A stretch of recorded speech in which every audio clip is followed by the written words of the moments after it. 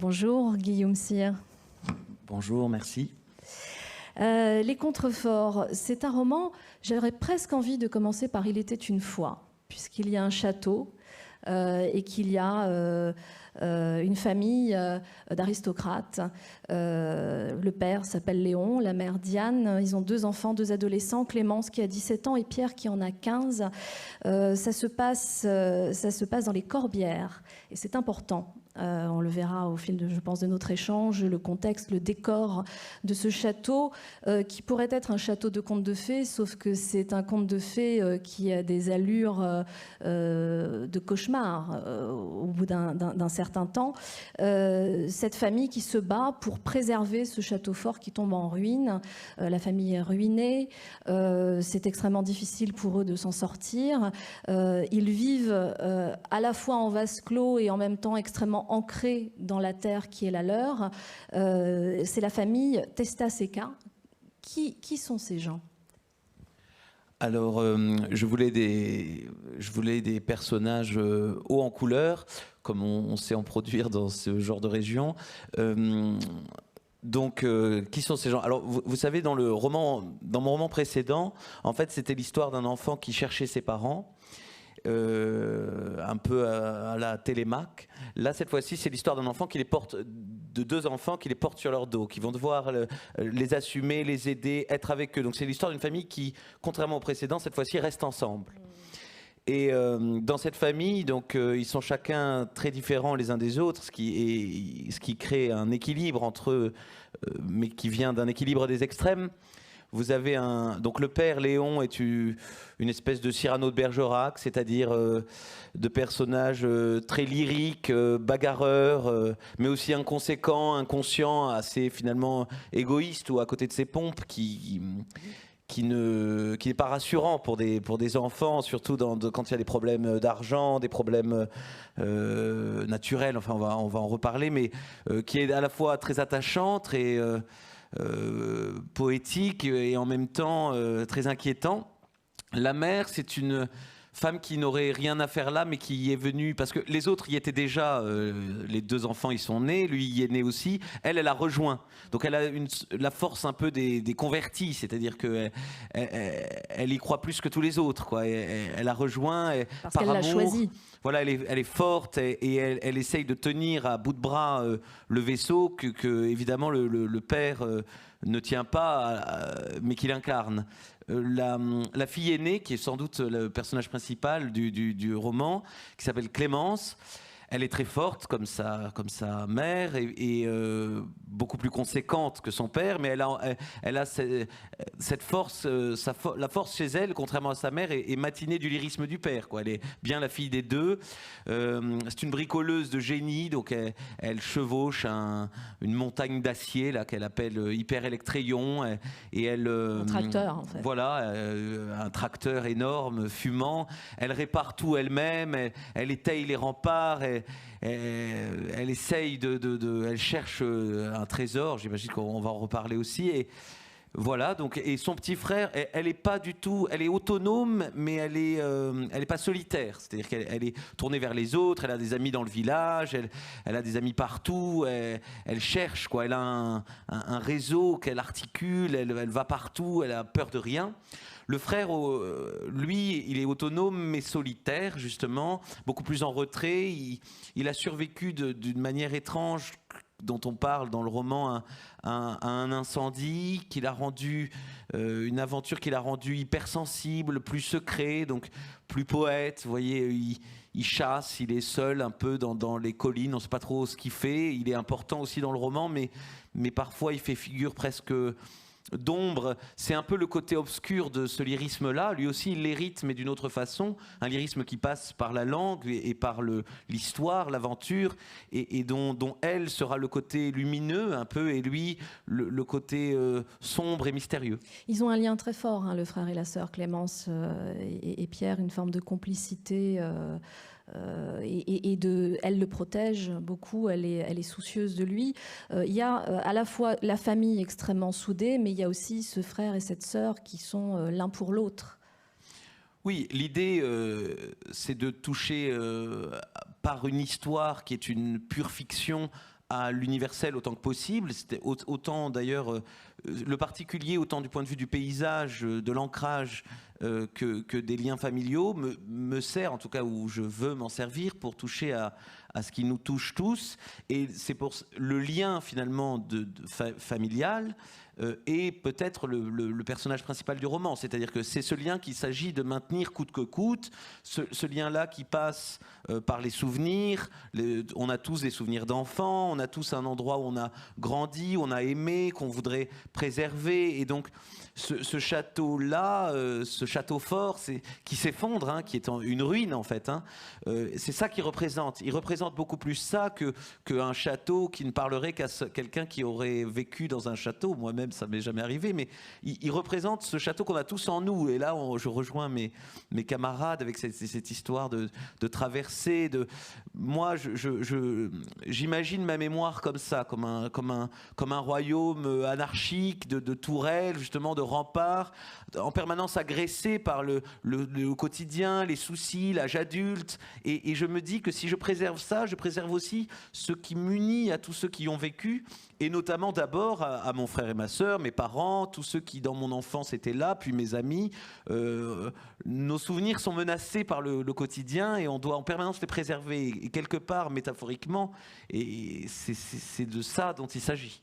Vous parliez de l'aspect extérieur du château, il y a aussi les corridors secrets du château, donc les secrets, les histoires de l'enfance. Il y a cette scène incroyable, enfin ce passage incroyable où il est question de tous ces enfants, des cousins qui viennent et qui vivent à la sauvage sur ce territoire, un peu comme dans un conte de fées, tout d'un coup, comme des enfants perdus qu'on aurait lâchés dans la nature et qui seraient en prise avec les éléments et la vie sauvage. Oui, alors ça, pour le coup, c'est un peu vrai. C'est-à-dire que quand j'étais enfant, j'ai eu la chance...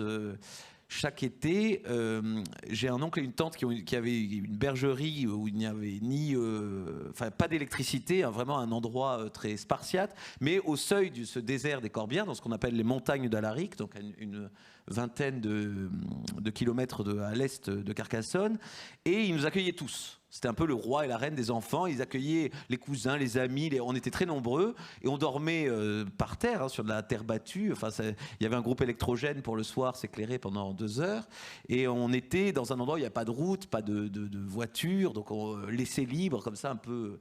Et donc évidemment, j'ai puisé là-dedans.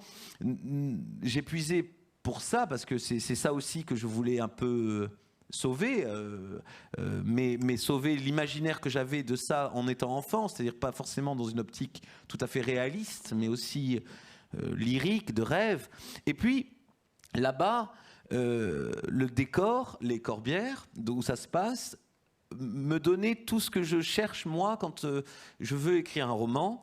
C'est-à-dire justement quelque chose de très particulier qui m'emmène facilement vers l'universel qui parlera à chacun, et évidemment un paysage très romanesque. Et dans les Corbières, il y a plusieurs puits, si vous voulez, il y a plusieurs sources narratives géniales pour quelqu'un qui veut écrire un roman. Par exemple, alors je vous donne les principales, il y en a au moins 3 ou 4 dont je me sers beaucoup dans le roman. D'abord, on a peur du feu là-bas, évidemment tout est sec, vous voyez, c'est un décor de cyprès, d'arbousiers, une végétation très basse, d'herbes jaunes, tout brûle, tout brûlerait facilement, tout est presque déjà brûlé ou ne demande qu'à se rallumer. Et donc, comme on a peur du feu, pourquoi est-ce que ben, vous voyez, quand on a peur du feu, on a peur des orages, on a peur de la nature, on a peur des hommes, on a peur des cigarettes ou des feux. On trace des chemins dans la nature, donc la nature, le paysage change à cause de cette peur aussi. Donc, du point de vue narratif, ça organise le paysage autrement. Et donc, premier puits narratif. Deuxième puits narratif, là-bas, la végétation est très basse et pourtant ça grouille. Il y a des animaux partout, mais on les voit jamais.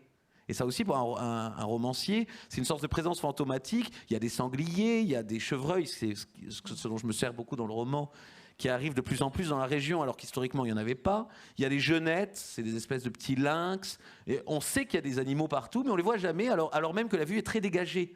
Ce qui est bizarre, et qu'il a encore créé quelque chose, des bruits, Et puis, dans les Corbières, et c'est ce qui différencie peut-être cet espace-là du Luberon auquel on est plus habitué dans les romans de Pagnol, de Giono, dans les Corbières, tout le monde cherche des trésors. Personne n'en trouve jamais, mais vous avez plein d'histoires de trésors. Vous avez l'or de Toulouse, c'est-à-dire le trésor des volques tectosages qui auraient été volés au IIIe siècle avant Jésus-Christ par les Celtes au temple d'Apollon de Delphes. Vous avez le trésor du sac de Rome du prince Alaric. Vous avez l'or qui est censé être charrié par l'Orbiel. Vous avez le trésor de Pepita et de Juan de Dios remonté d'Espagne. Vous avez le trésor de Rennes-le-Château. Et évidemment, ces trésors, on ne les trouve jamais, mais là-bas, je vous assure, je connais bien, tout le monde en cherche tout le temps, et tout le monde a l'impression en permanence que ça va être la solution de tout. Ce qui, là encore, donne des lignes narratives pour un roman, pour une aventure, pour un souffle, pour une espérance, qui était génial, quoi. Et qu'on retrouve évidemment dans ce livre, puisque donc le château tombe en ruine, ils sont menacés d'expulsion. Alors d'expulsion sur un plan, on va dire, juridique, mais aussi, vous avez évoqué les chevreuils, il y a ces hordes de chevreuils qui envahissent la nature, l'espace. On a l'impression qu'ils sont littéralement assiégés d'abord par les chevreuils et puis par les humains. Et comment se sortir de cette situation inextricable? Il faut peut-être trouver le trésor. Donc Clémence va se mettre en tête de retrouver de l'or. Donc il y a aussi toute cette quête. On ne sait pas si elle est vaine ou pas, d'ailleurs, on découvrira, mais en tout cas une quête de trésor comme vous venez de l'évoquer. Et puis il y a cette idée de la perte aussi d'un monde, d'une époque. Ce château représente aussi ça, quelque part, le château de l'enfance qui disparaît et dont il va falloir à un moment donné peut-être faire le deuil. Oui, alors effectivement, la dernière, si je peux appeler ça mes sources narratives, là-bas, évidemment, la dernière, c'est l'administration, qui là encore, un peu comme les animaux, elle est jamais là, on la voit jamais, et pourtant tout d'un coup, pouf, on vous plante un champ d'éoliennes. On voit qu'il y a eu beaucoup de combats, donc il y a des ruines partout, les cathares, il y a ces ruines de châteaux partout. C'est cette administration alors qui est présente là-bas bizarrement, et en fait toutes ces lignes-là, je voulais que tout d'un coup, elles soient cohérentes. C'est-à-dire qu'on sente que la nature donc, se dérègle, les chevreuils arrivent, ce qui est vrai en ce moment. Hein. Cette espèce de château poétique un peu s'effondre, mais l'administration menace, donc des gendarmes arrivent, donc des chevreuils arrivent, mais des gendarmes aussi, de plus en plus vindicatifs, colériques, exigeants, pour poser des scellés, justement. Moi personnellement, je ne sais pas vous, mais mes souvenirs d'enfance, mon monde à moi, j'ai l'impression que tous les jours, il est menacé par l'administration. J'ai la phobie administrative, comme disait, je sais, vous vous souvenez qui. Et enfin, en tout cas, je sens que c'est une menace de ça. Et j'ai pas l'impression d'être contre le monde moderne, mais parfois j'ai l'impression que le monde moderne est un peu contre moi. Et mes personnages, voilà, je voulais que la nature, les arbres, les chevreuils, le château qui s'effondre, la famille dont les liens se tendent, le père qui vieillit, forcément comme ils ont des problèmes d'argent, ils se mettent à s'engueuler, ils se cherchent.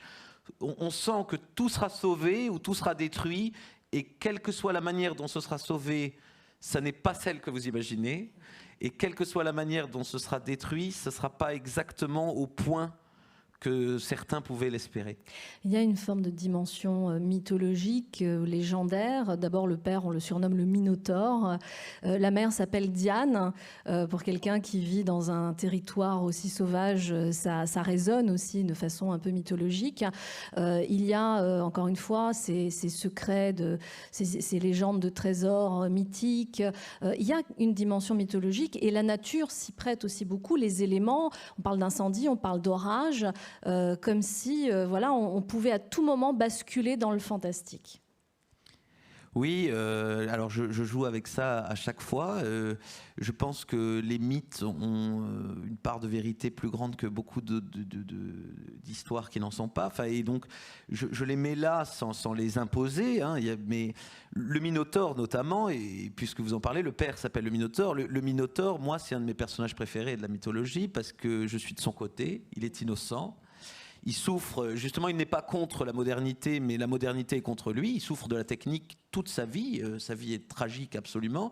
D'abord, sa mère tombe amoureuse d'un taureau, ce qui est quand même pas pratique. Donc elle demande à Dédale de construire une vache en bois pour que l'amour puisse être possible. Donc c'est le premier geste technique qui quand même le fait naître. L'invention de l'ingénieur, hein. Ensuite, comme il pose problème étant enfant, le roi Minos demande à Dédale, à nouveau lui, de construire un labyrinthe, encore de la technique, dans lequel on l'enferme, alors qu'il est quand même innocent. C'est sa mère l'enferme, l'abandonne là-dedans. Et finalement, sa sœur, grâce au fil d'Ariane, sa demi-sœur, va aider un étranger à venir le liquider dans son labyrinthe. Alors vous voyez quelqu'un qui n'est pas contre le moderne et qui, chez les Grecs, représente l'ancien monde. Hein. Le monde de Minos, c'est toujours l'ancien monde. Et il se fait détruire par la technique, par Dédale, qui sera bien puni par son amour de la technique, puisque son fils à lui en mourra, Icare. Et le Minotaure, on vient le chercher là-dedans. Et bien mon héros, Léon en tout cas, qu'on appelle le Minotaure, il représente ça. C'est-à-dire qu'on vient le chercher dans ses souvenirs d'enfance, on vient le chercher. Il essaye de faire son vin, il essaye comme il peut, il se bagarre, il est fier, quoi. Il est un peu con, mais enfin il est con, il est attachant, et il est beau. Con, je le dis, il est beau dans son lyrisme. Et on vient le chercher là, quoi. On vient l'ennuyer là, et tout menacer. Donc il faut que tout soit sauvé, et peut-être que ça passera par sa fille aînée, par son fils mystérieux, par sa femme chasseresse, justement. Merci beaucoup, Guillaume Cyr, pour ce nouveau roman intitulé « Les contreforts ». Merci infiniment. Merci.